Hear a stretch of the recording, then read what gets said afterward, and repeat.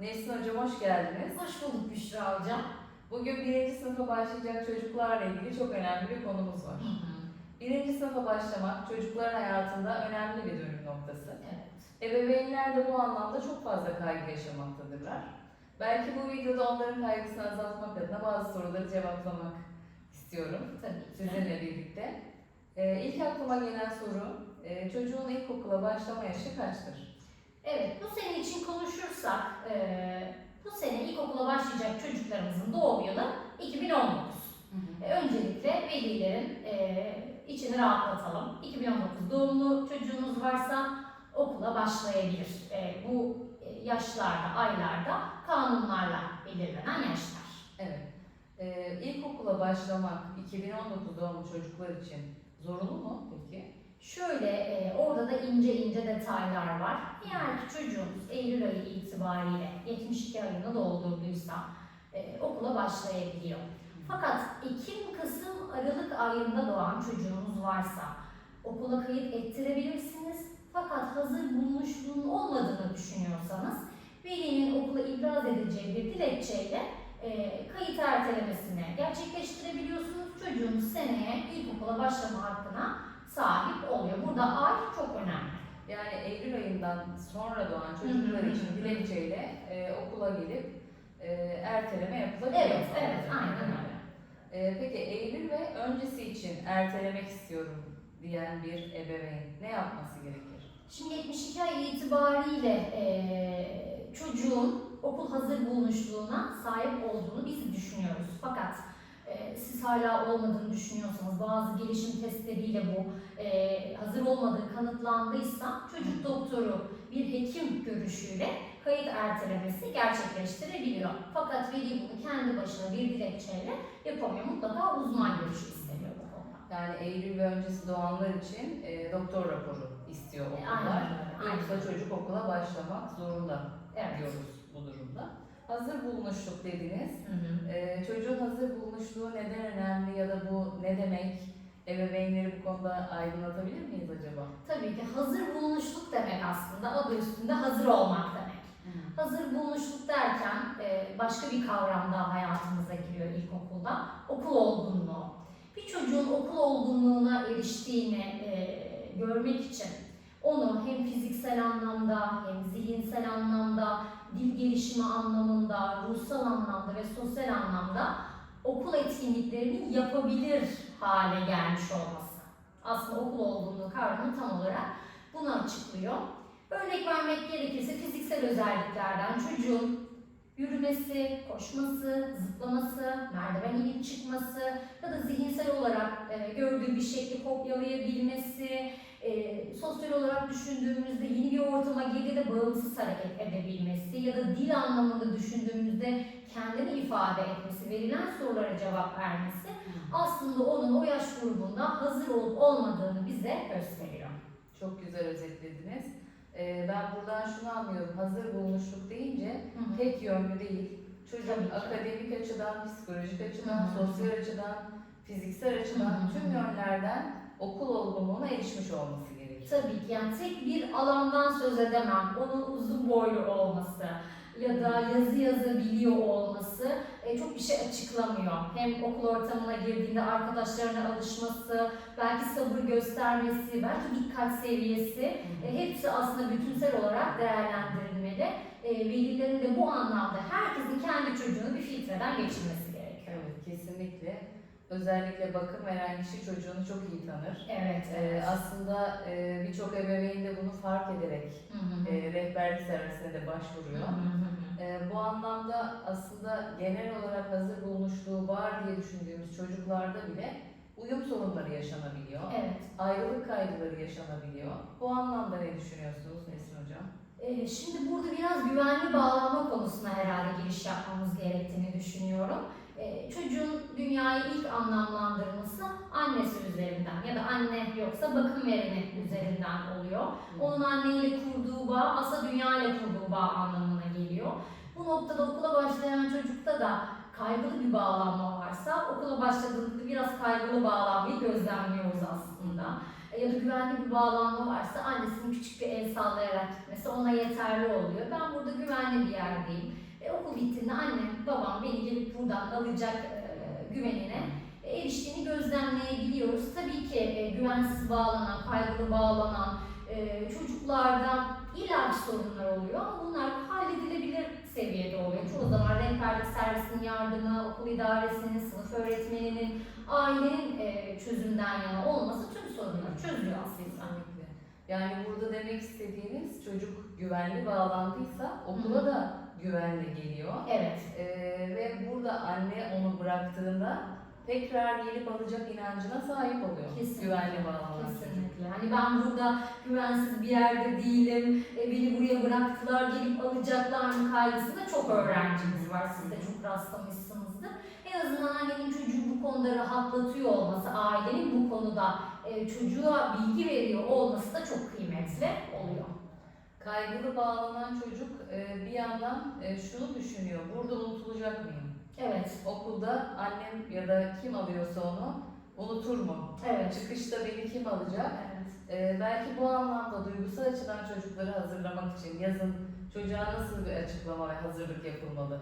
Buna değinebiliriz. Şimdi şöyle, okulun öncelikle eğlenceli bir yer olduğu, güvenli bir yer olduğu çocuğa anlatılmalı. Çocuğun önce içine doğduğu ailesi ve evi vardır. Okulun da evden sonra güveneceği ikinci bir yer olarak atfedilmesi çok önemli. Veliler bazen şunu yapıyorlar, sen artık büyüsün okula git de öğretmenin seni bir görsün gibi korkutucu ifadeler kullanıyorlar. Öncelikle bundan kaçınmaları gerekiyor velilerin. Sonrasında çocuğu okula bıraktığında, şimdi seni okula bırakıyorum, eğer anne baba işe gidiyorsa ben de işe gideceğim ya da eve gidiyorsa kardeşimle ilgileneceğim, yemek yapacağım gibi onu bıraktığında hayatıyla ilgili biraz detaylandırma yapması gerekiyor. Çünkü çocuk somut düşünüyor o an, yani soyut düşünemediği için de onun bırakılıp gidildiği ve terk edildiği inancına da kapılabiliyor. Özellikle kaygılı bir çocuksa. Bu konuda içini ferahlatılması lazım, okul ortamının tanıtılması lazım öncesinde ki okullarda da oryantasyon haftaları oluyor biliyorsunuz. Orada da öğretmenini tanıyor, okulun sınıfını tanıyor. Çocuk rahatlıyor aslında okula geldiğinde. Çok doğru bir noktaya değindiniz. Yani çocuğa somut anlamda bilgiler verildiğinde Kesinlikle. hangi saat ne olacak, kim nerede olacak, Evet. çıkışta onu kim alacak, bu sorulara net bir cevap verildiğinde aslında Evet. çocuğun tüm kaygıları azalmış ve okula da uyumu çok daha hızlı gerçekleşmiş oluyor. Özellikle de öğretmeni ve sınıfı sevdiyse çocuk burada hiçbir sorun yaşamıyoruz. Aslında alan gözlemlerimiz de çok değerli bu anlamda.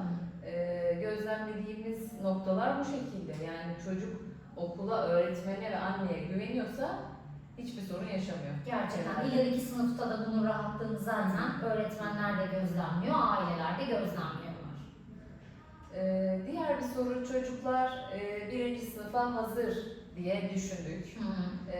Değerlendirdik. Belki bazı testler yaptırdı ebeveynler ve kayıt yaptırmaya karar verdiler. Artık yaz tatili başlıyor ve birinci sınıfa hazırlık için bazı şeyler yapılmalı diye düşünüyorum ben. Siz ne düşünüyorsunuz? Kesinlikle. Neler yapılmalı? Şimdi sınıf öğretmenleri şöyle bir görüşteler aslında. Aile nasıl iyi bir öğretmen arıyorsa sınıf öğretmeni de aslında iyi bir aile arıyor. Yani burada aslında çift taraflı bir ok var. Okula hazır gelmiş çocuk. Bu da hazır neyden bahsedebiliriz? El kasları anlamında. Çünkü bu çocuk kalem tutarak eğitim öğretime başlayacak. Evde en azından basit karalamalar yaparak, boyamalar yaparak bunu geliştirmeli. Sonrasında oyun hamurları bizlerin çokça önerdiği materyallerden bir tanesi. Çünkü küçük kasların gelişimi onu ne kadar kullandığımızla alakalı. Aydan aya da illaki gelişiyor ama çocuk ne kadar çok eliyle temas ederse, temas halindeyse kalem tutma becerisi de ona göre gelişiyor. Sonrasında böyle ipe boncuk dizme, düğme ilikleme, basit fermuar çekme, bağcık bağlama gibi etkinlikler önemli. En kolay evde yapabilecek etkinliklerden biri yırtma etkinlikleri olabilir. Yine orada el kasları aktif. Makas çok önemli. Makasla bir şey kesiyor olmak, buluşturmak. Aslında çok fazla materyale sahip olmadan da evimizde çok kolay geliştirebileceğimiz çalışmalar var. Ama illa ki biz dışarıdan da bir takviye istiyorsak puzzle'lar dikkat süresini arttırmada önemli.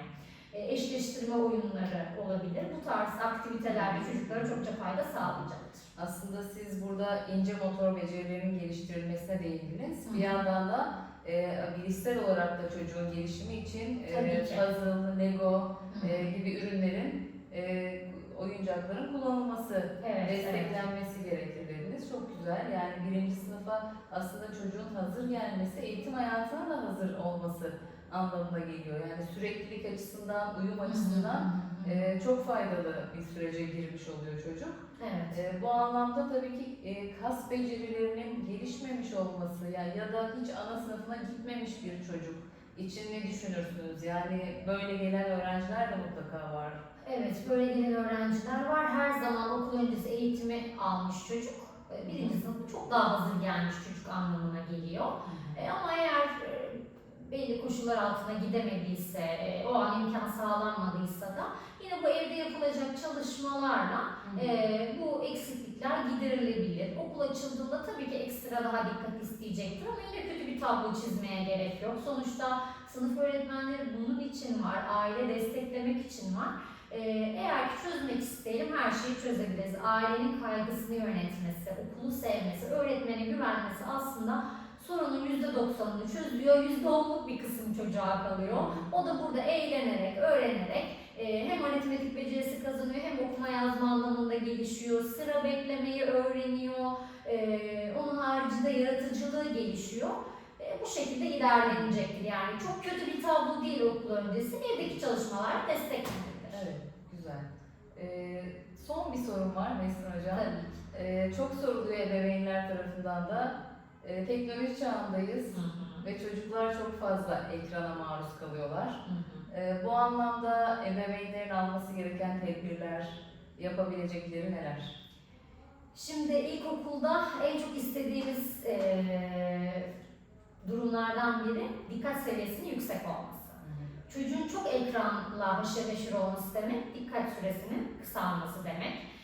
O yüzden çocuğun ekranla geçirmiş olduğu sürenin o yaş grubu için yarım saati geçmiş olması gerekiyor. Yarım saat bizim sınırımız olacak ve o yarım saat içerisinde de çocuk nasıl bir ekrana maruz kalıyor? Orada bir yetişkin dizisi mi izliyor? Online bir oyun mu oynuyor? Ya da şiddet içerikli bir durum mu var orada? Velinin takibinde olması gerekiyor. Burada tabii ki dikkat geliştirici oyunlar, yabancı dil uygulamaları her zaman çocuğa katkı sağlayacaktır.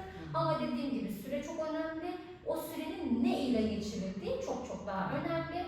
Biz daha çok aktif ekranın olmasını öneriyoruz uzmanlar olarak. Edilgin bir şekilde çocuğun ekrana bakıyor olması ona çok bir şey kazandırmıyor açıkçası. Evet, kesinlikle. Çok teşekkür ederim. Ben teşekkür ederim. İlkokulda dil gelişimi sorunları da çok fazla gözlemleniyor. Evet. Belki burada da ekran maruziyetiyle bir bağlantı da kurulabilir diye düşünüyorum. Kurabiliriz. Çok önemli bir noktaya değindiniz. Çocuğa bir kitap alıp onun resimleri üzerine hikaye üretmek varken, dil gelişimine, alıcı diline özellikle birçok kelime katmak varken, o ekranın maruziyetine çocuğu bırakmak hiç akıl kârı değil. O yüzden çocukları mümkün olduğu kadar ekrandan, şiddetten koruyalım, korkudan koruyalım.